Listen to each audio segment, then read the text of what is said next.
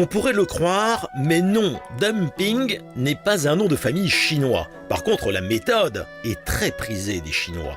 Un exemple, en vendant à perte leurs panneaux solaires, ils ont anéanti la filière européenne. Le rapport de force a basculé. On avait l'habitude de voir le monde ainsi. À l'avenir, il faudra changer d'angle, ça se passe ici. La Chine est devenue la deuxième puissance économique mondiale et vise toujours plus haut.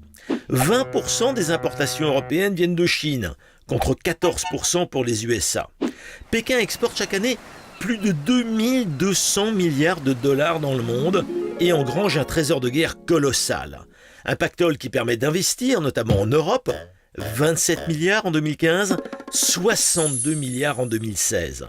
Le Club Med, le port du Pirée, l'aéroport de Toulouse, mais aussi le réseau électrique portugais, Pékin cherche désormais des investissements stratégiques et des fleurons technologiques.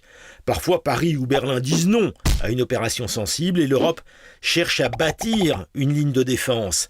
Car sous des allures de panda débonnaire, la Chine a une stratégie impérialiste et fixe ses propres règles. En face, une Europe divisée, incapable de réagir vite. Le combat semble inégal.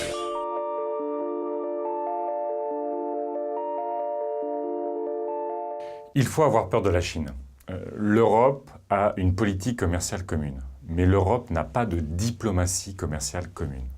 D'ailleurs, la Chine ne s'adresse jamais à l'Union européenne et ses institutions.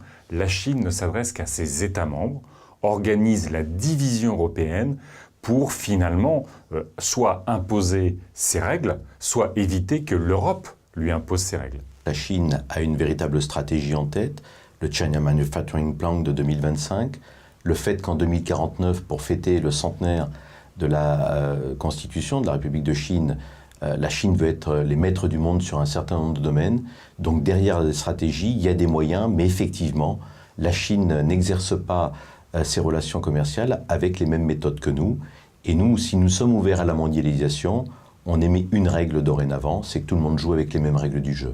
Les Chinois profitent de notre incapacité à penser et à jouer collectif, profitent des restrictions budgétaires pour s'offrir des bijoux européens, mais avec une pensée extrêmement précise, extrêmement stratégique. Nous ne sommes pas contre les investissements étrangers, mais je suis contre les investissements dits étranges, c'est-à-dire ceux qui ne répondent pas à une logique économique, mais à une logique politique.